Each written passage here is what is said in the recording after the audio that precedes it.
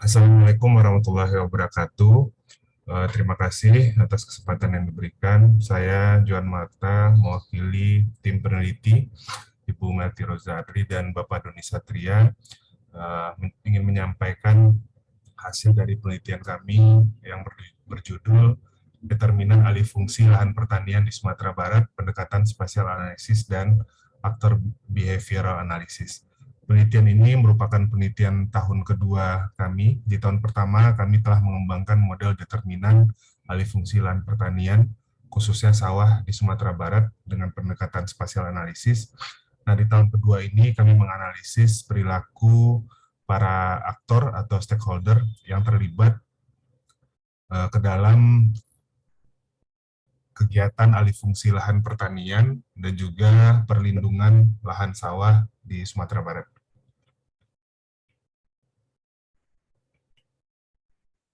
Jadi di tahun kedua ini, penelitian ini bertujuan yang pertama menganalisis seberapa besar dampak alih fungsi lahan pertanian terhadap perubahan produksi padi dan neraca konsumsi serta pasokan beras di Sumatera Barat. Nah, yang kedua, menganalisis perilaku dan interaksi antar stakeholder atau aktor dalam proses terjadinya alih fungsi lahan pertanian sawah di Sumatera Barat.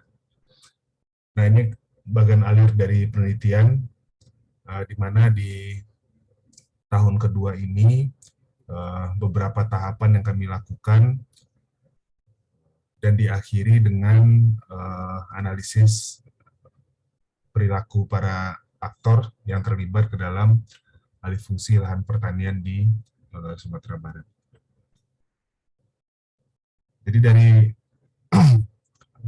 data luas lahan baku sawah, kemudian data citra satelit, kami dapat menyampaikan di sini telah terjadi penampakan perubahan luas lahan sawah yang dulunya di peta luas lahan baku sawah itu masih dianggap sawah, namun sekarang di tahun 2021 ini itu beberapa terjadi alih fungsi seperti untuk perkebunan yang didominasi oleh perkebunan sawit dan juga untuk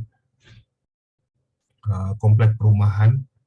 Nah, ini karena desakan kebutuhan tanah sehingga lahan pertanian sawah di beberapa daerah, contoh kasus di Kabupaten Parang-Pariaman ini berubah fungsinya menjadi bukan lagi lahan pertanian sawah. Nah, dapat kami sampaikan di sini dari tahun 2017 dan 2020 berdasarkan data yang kami peroleh dari ATR BPN, kemudian data luas lahan baku sawah yang bekerjasama dengan BIK, Badan Informasi Geografi, dan juga LAPAN dan BPS. Nah, kami mencoba melakukan perhitungan dan dari tahun 2017 sampai tahun 2020 ternyata diperoleh hasil yang lumayan mengkhawatirkan. Jadi terkait dengan perubahan produksi itu senilai lebih kurang 40% pengurangan produksi padi dari tahun 2017 ke tahun 2020. Nah, beberapa hal disebabkan di sini antara lain memang karena desakan kebutuhan lahan di beberapa daerah, khususnya daerah-daerah yang berdekatan dengan pusat aktivitas ekonomi, pertumbuhan penduduk, dan juga memang adanya update luas lahan baku sawah yang dilakukan pada tahun 2018. Nah, analisis utama yang kami lakukan di sini adalah analisis stakeholder dengan menggunakan metode MACTR, Matrix of Alliance and Conflict, taktik, objektif, dan recommendation. Nah, metode ini bertujuan untuk melihat tingkat pengaruh dan tingkat ketergantungan antar aktor yang terlibat dalam kegiatan alih fungsi lahan dan perlindungan lahan pertanian, kemudian untuk mengetahui hubungan antar stakeholder yang terlibat tersebut dalam kebijakan pengendalian alih fungsi lahan pertanian. Nah, ini meliputi hubungan konvergensi dan hubungan divergensi. Kemudian untuk mengetahui tingkat ambivalensi pada masing-masing stakeholder. Nah, sedikit kami gambarkan kondisi saat ini. Pada tahun 2009, itu telah dikeluarkan Undang-Undang Nomor 41 tentang Perlindungan Lahan Pertanian Pangan Berkelanjutan atau yang lebih dikenal dengan LP2B. Namun sejauh ini,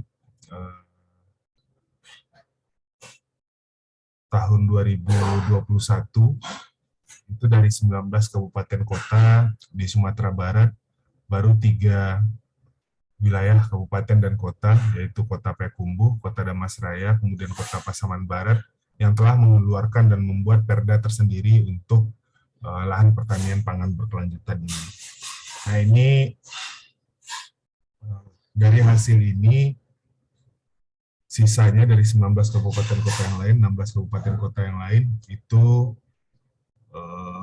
terdapat banyak kendala. Jadi dari wilayah penelitian, beberapa sampel yang kami ambil, yaitu di Kabupaten Solok, Kabupaten Tanah Datar, dan Kabupaten Padang Pariaman, yang waktu kami lakukan in-depth interview dan FGD,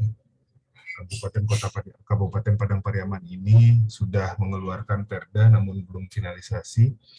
Nah, pemilihan ini berdasarkan pada hasil produksi dan perubahan luas lahan baku sawah yang dianalisis sebelumnya. Nah, aktor dan tujuan untuk kasus Kabupaten Padang Pariaman, jadi ada beberapa aktor yang terlibat, ada 10 aktor mulai dari kepala daerah sampai SKPD terkait dan juga LSM, akademisi dan pengusaha dengan 5 objektif yang kami tetapkan. Nah, dari hubungan aktor dan objektif tersebut, kami memetakan pengaruh dan ketergantungan antara stakeholder. Jadi di sini terlihat ada 4 kuadran. Jadi yang pertama itu adalah influential stakeholder, kemudian relay stakeholder, autonomous stakeholder, dan dependent stakeholder. Nah, terlihat di sini bahwa aktor kunci terkait dengan penetapan lahan pertanian berkelanjutan dan perlindungan lahan pertanian di Sumatera Barat itu adalah kepala daerah dan petani. Nah, itu yang merupakan aktor kunci, sedangkan SKPD dan akademisi serta SLM, nah itu masih, kalau akademisi dan SLM itu lebih ke autonomous stakeholder, pengaruhnya sangat kurang. Kemudian SKPD itu relay stakeholder yang sifatnya lebih menunggu. Nah, di sini kami petakan juga konvergensi antar stakeholder. Nah, terlihat yang warna merah itu strongest, jadi konvergensi yang paling kuat, yaitu yang memiliki kepentingan yang sama sebenarnya, sehingga memungkinkan terbentuknya aliansi. Nah, kemudian ada divergensi antar stakeholder. Nah, di sini kita lihat adanya tarikan kepentingan sebenarnya antar beberapa aktor, terutama yang terkait dengan kebutuhan lahan yang ada. Kemudian yang terakhir, tingkat ambivalensi, yaitu stakeholder yang ambivalensi, dalam arti bahwa kepentingan mereka dapat berubah sesuai dengan tujuan. Mereka bisa pro ke satu tujuan tertentu, tapi kontra terhadap tujuan lain. Nah, dengan kata lain, aktor tersebut menjadi aktor yang perlu digerti dan diajak kerjasama. Nah, dari hasil ini, kan beberapa hal, jadi dari 3 daerah yang kami survei, jadikan sampel, itu memang banyak kendala terkait dengan penetapan dan perlindungan lahan pertanian. Yang pertama memang masih belum pahamnya para pengambil kepentingan terkait dengan petunjuk teknis dan pelaksanaan lahan pertanian pangan berkelanjutan. Kemudian kurangnya tools atau alat yang digunakan untuk menjalankan tujuan tersebut, khususnya terkait dengan pemetaan, kemudian dan juga informasi, kemudian sosialisasi ke masyarakat sudah ada, namun sifatnya masih belum maksimal. Dan yang terpenting yang kami temukan di sini memang adalah kebijakan perlindungan lahan pertanian sawah itu menuntut memang komitmen dari masing-masing kepala daerah terkait dengan pelaksanaannya. Jadi sesuai dengan teori land rent teori, jadi memang kebutuhan akan tanah itu meningkat seiring dengan pengaruh faktor lokasi yang ada di situ.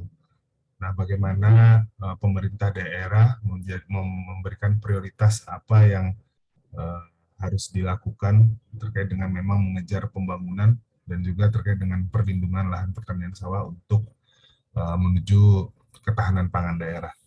Nah, mungkin itu yang dapat kami sampaikan. Terima kasih. Assalamualaikum warahmatullahi wabarakatuh.